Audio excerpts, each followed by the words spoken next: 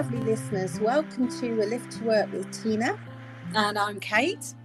And we are both nurses and NLP practitioners and coaches, and we're offering you a lift to work. So hop in the back, and every episode we'll be helping you with our expertise to solve any issues that are going on for you.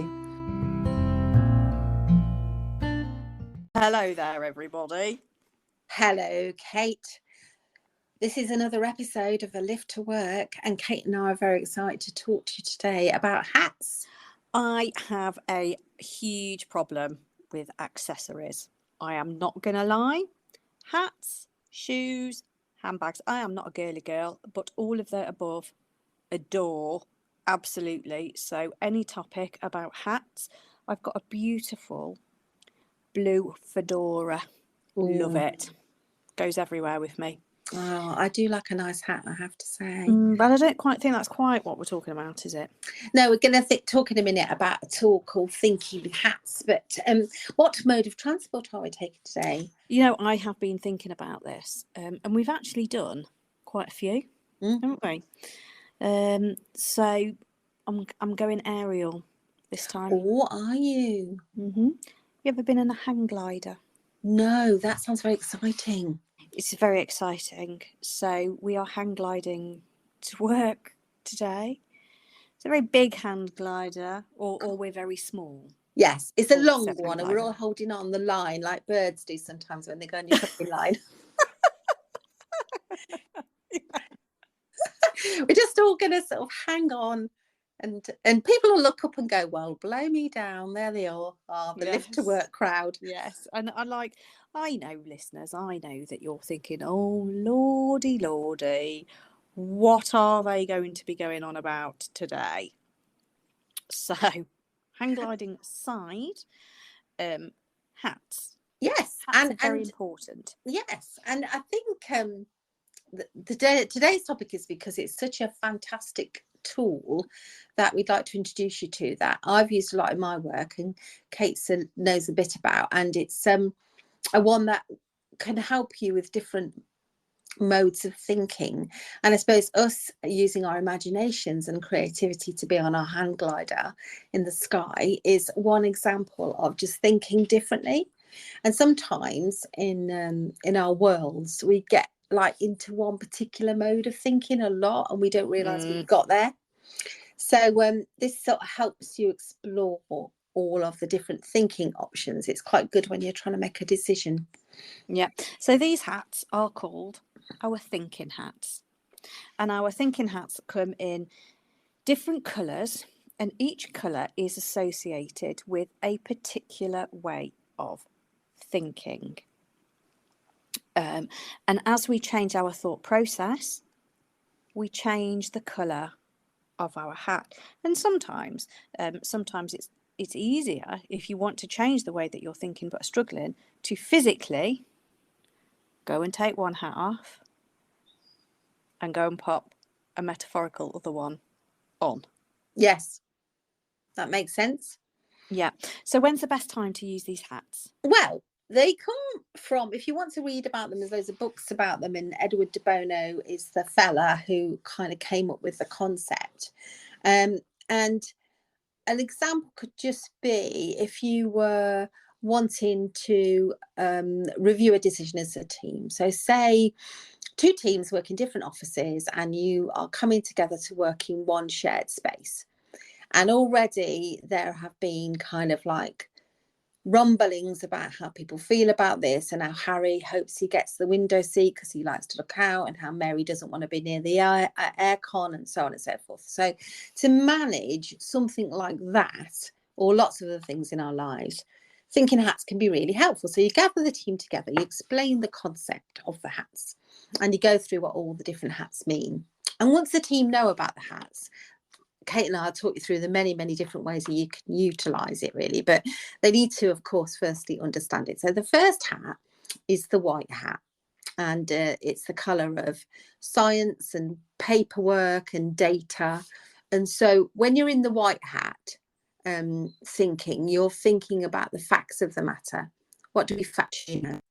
So if you were using my example, you might say, What's the square footage of the office? How many windows are there? What's the availability of the desks? Where is the aircon? Etc. Why are we moving office? And just the facts, not any other stuff. Not I've heard there's underfloor heating. Well, if there isn't underfloor heating, that's not a fact.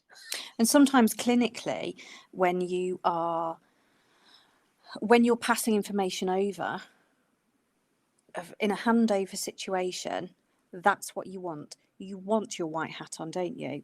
I want to know X, Y, and Z.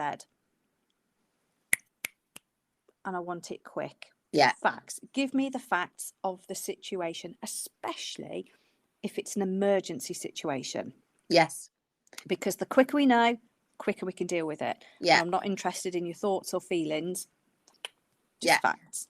So if you're with a whole team and you're doing sort of a discussion in the round about something like moving office, you might have different flip charts, and you might stand by one and say, right, I'm writing down all the white hat things, all the facts are going to go on this one. Is that one exhausted now? Have we got all the facts we think we know? So now we're going to move on to a different coloured hat. Now you can change seats, or you can do what Kate spoke of earlier and almost imagine yourself taking off a hat and putting on a new hat. So then you go to your red hat. Now, red is the colour of our hearts, of our lips, of emotion. And it's a valid moment to talk about how do we feel about this. So how do we feel about moving office? And some people might go, actually, it's great because we communicate with the other half of the team a lot, but we're not in the same space. So positive emotions. I feel really excited about it. I think it's going to be really good. Other people might be a bit less I feel really uncertain about it, and I feel a bit sad because we've been in the other office for 15 years. Who knows? But it's a time to validly talk about feelings and how people might feel about it, or what the action you're about to take might create in others in relation to feelings. Yeah. That's your red hat. And sometimes I think when you're in teams or at work or in situations, your feelings can be invalidated. It's like, don't talk about the touchy-feely hug a tree stuff. So this is a validation of it's okay to talk about how it's all going to feel. But then when you've done that, you then do your black hat. Now, black hat, I bet you many people have some come instantly to mind when we say put your black hat on. Doom and gloom. It's kind of the hat of caution and survival. So we all know there's times when you need somebody to go, hang on a minute. We're following this sat nav, but it looks like it's going over the cliff. Hang on. Let's just take a minute. We could all fall off. So you need a bit of caution sometimes in life, don't you? It's a skeptical view. It points out the potential problems. The thinking does not fit the facts. It just kind of says hang on a minute. And so you can do black hat thinking. What's wrong or be difficult about sharing an office? And it's a valid place for everyone to go, boom, boom, boom. This could be bad. This could be difficult. This could be a problem. But what you hope is alongside that comes what you might do about those things. And it's a hat that people fall into really easily. And there are people who do all the black hat thinking immediately you say anything to them. So so black hat thinking isn't always a bad thing. I know I have done many things in my life where I have just gone, woo, let's do it, aha, and not really taken into consideration the risks involved, or given them a thought for a second. And now when you look back, you're like, ooh, maybe that wasn't such a good idea, but it was great at the time. So these are the ones that kind of do help to give you a little bit of perspective. Somebody once wrote that they thought the thinking hats were based on the characters that A.A. Milne did, Winnie the Pooh and his crowd of friends. Oh, yeah. With the black hat being, I can't remember all of them. Yeah. But Eeyore, the donkey who keeps losing his tail and has to eat thistles. Oh, I do love Eeyore. He is a sweet thing, isn't he? Yes, so Eeyore is thought to be, and I suppose that's the caution around black hat thinking is, if it is something you find yourself doing a lot, and before you do any other kind of thinking, just ask yourself, would you be perceived as the Eeyore on the team? Because what can happen is, although it's really helpful stuff, people can stop hearing it because they're thinking, oh, here we go again.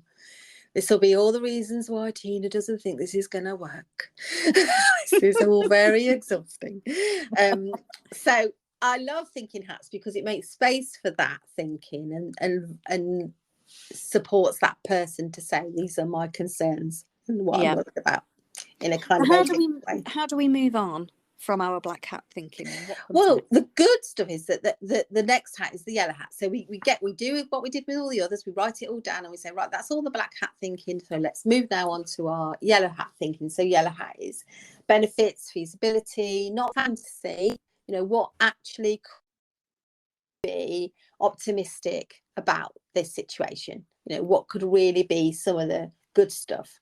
And then it takes more effort than the black hat sometimes because it forces optimism, and that's not always an easy thing for teams and people. But where the black hat's about risk, the yellow hat is about opportunity.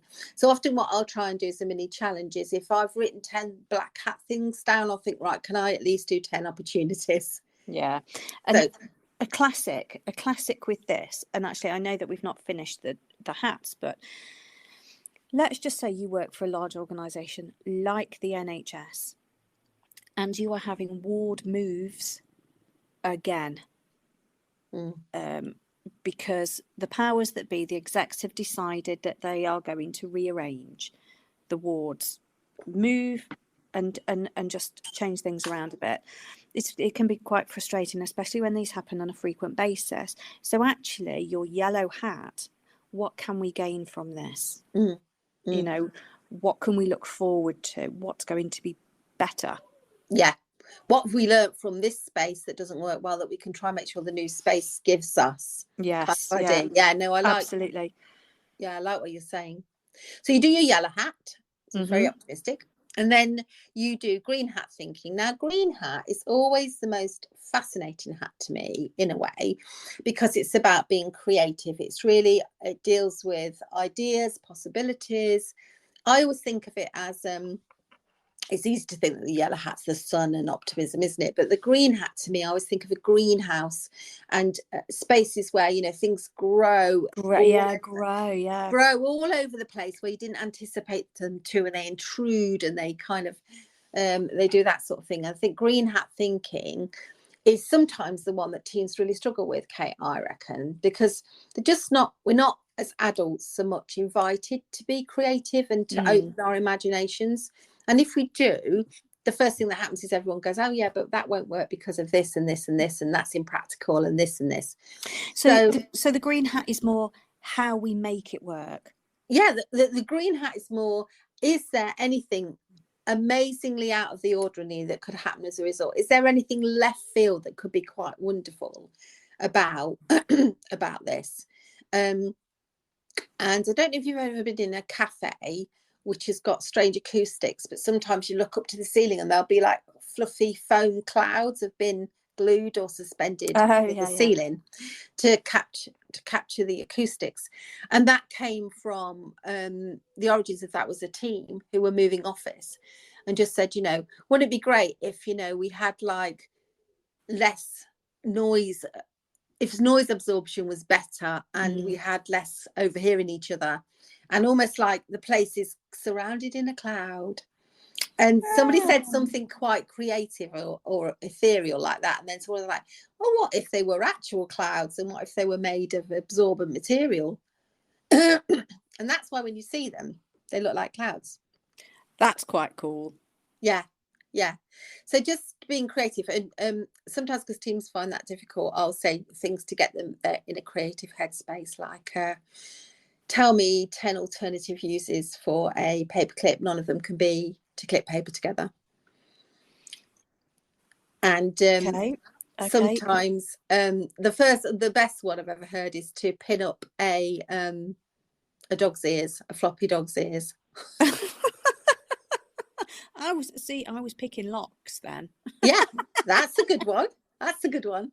So it just makes us think out of the ordinary, and sometimes good solutions come from the out of the ordinary. And I think actually, I bet kids are brilliant at that, because they're not, it's preconceived ideas of what is and or isn't possible. They don't have them, do they? No. So No. why not? Yeah. And inventiveness is constrained by societal norms and all that sort of stuff, isn't it? So we do get in a headspace where we don't make as many creative suggestions. So that's what the green hat's all about. And the blue hat, that's our final hat. It's like the colour of the sky or overalls, and it's kind of like the person who's facilitator or in charge of this discussion just being absolutely clear that that have we defined the problem or the question? What decisions are we after? Have we covered all the hats in equal measure? It reminds everyone when to move on from hat to hat. And how do we get each hat to play off the other one? So, how does our creative thinking correlate with the concerns that we had in the black hat? So your blue hat, I suppose, is your checklist. Yeah. Have we done this? Have we thought about this? Yeah. What do we want? Yeah. Have we done all the things that we need to do to get to where we want to go? And in a meeting setting, people think, oh, this will take a long time, but honestly, you can do this in an hour easily. Yeah. Easily. When the team know the tool, you can do it quite quickly. Yeah. Now, so we're on our hang glider. We're still going. How can we use our hats on our hang glider if we're afraid of heights? Good question. That's a question, isn't it? Now, how can we use our hats in a school environment or a home environment or that kind of stuff? So the reason why I've said this, listeners, is just to get you to think of different ways in where your hats are useful. Let's say, for example, you are going about your business, doing your day is normal, and something happens. How quickly do you subconsciously change your hats? Let's say in a clinical environment, there is an emergency. You're pootling along, it's beautiful, and there is an emergency. How quickly do we go, boom, boom, change, done, go? And actually, so we're talking about these hats and their different colours and what they mean, and they are all amazing. And there is a high probability that you'll do this without knowing. Yeah. What it is. Yeah, exactly. I mean, in family life, say you always went to a certain place for your holiday, and one year you've got less money and you can't afford to go to that place, but you still want to have a holiday. So you might use a hats chat around the kitchen table saying, what are the facts then? We've got 2 weeks off and this is our budget. Yeah. And so how are we feeling about it? Well, we'd all like a holiday, and it's a shame we can't go to the usual place. And you kind of list all your feelings, but we're maybe a bit excited. You want to do something different, discover something amazing, etc. And then you might do, what could go wrong about a holiday, what could go really fantastically, and what are our, where is our opportunities. And then you could get really creative about all the ways you could go on holiday and what you might do. And then, you might find yourself in a really unusual or just having a special, different kind of 2 weeks with your family, or a week, or however long you got off. So there's so many ways. And I think I've used this tool for a lot of my career, and what I've most enjoyed about it is how it gives you shortcuts. There's 2 things about it. One is shortcuts. So if I'm with a team and I don't need a big discussion about something, I haven't got the time and the decision really has already been made, but what I really want is some creative thinking. So I'm like, guys, we've got to do this by next Tuesday. I know, let's all take a deep breath, just got to happen, but I need some green hat thinking. Like, what can we do? Yes. Yeah, I like that very much. Yeah. Because you involve the team, don't you? Yeah.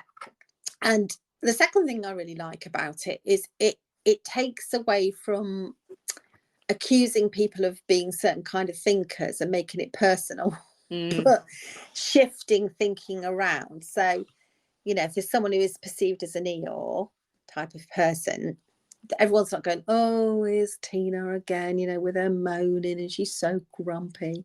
Is that you can say, oh, we're looking for some black hat thinking, Tina, you know, can you give us your initial thoughts? I imagine actually as well with project management. So anybody that does project management or that line of work, this would be excellent for, wouldn't it? Yeah. And then it just shifts thinking on. So if the meeting or the conversation begins and it starts with black hat, oh, we've all seen the new proposal. Oh, we all think we can't do it. The royal we, whoever we's are, and you go, well, yeah. I tell you what, let's talk about that, but let's not do black hat first. Let me go through some white hat stuff and let's do some hat thinking, and we'll pick up on the concerns and issues along the way, but we'll give them equal airtime to everything else. And brilliant. You can just shift it around. So it's super useful and has lots and lots of different ways you can use it. Though, if you want to know more about these hats and how you can employ them in your line of work, do a Google for thinking hats, and there will be so much information on there. And if you're curious about how you can get it to work in your environment, give it a go. Think of all the things that you've got to gain. You know, you don't have to use the colours to start with if you don't want to. If you're testing the waters, do it right. I want to know X, Y, and Z instead of using your colours, potentially. And then when you get into the groove, put it all out there. Yeah. And there's a great book, and it's really reasonable if you fancy, you know, diving into all the theory behind it. But I agree with Kate. Just give these things a go, and yeah, be brave and courageous, and you'll be amazed how much you get out of your team and out of your own thinking, because we are pretty incredible types, really. And we've all landed together unharmed. Love this. I have actually been hang gliding before. It was brilliant. Yeah, I have. And we were in Wales, and my colleague, I say colleague, we were like 16 and 17, landed, but quite in a big pile of shit, in a big pile of poo. A soft landing. It was a very soft landing in the sheep poo. But we've made it. But a bit smelly. We've made it without incident. We were all there, all having learned a lot, and all had a little bit of freedom. Yes, on our flight wonderful.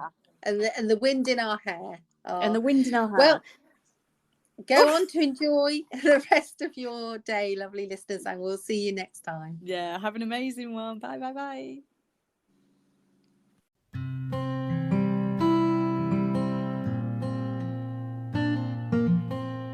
To A Lift to Work, please subscribe, share with your friends, and follow us. Make your comments below. So this is a quick disclaimer from us that just says that whilst we are registered practitioners, if you have listened to anything that has caused a trigger, or you feel like you need medical attention or support, please go and see your GP or other registered healthcare professional. Absolutely, because this podcast is for educational and fun reasons. Thank you, everyone. Lots of fun. Bye.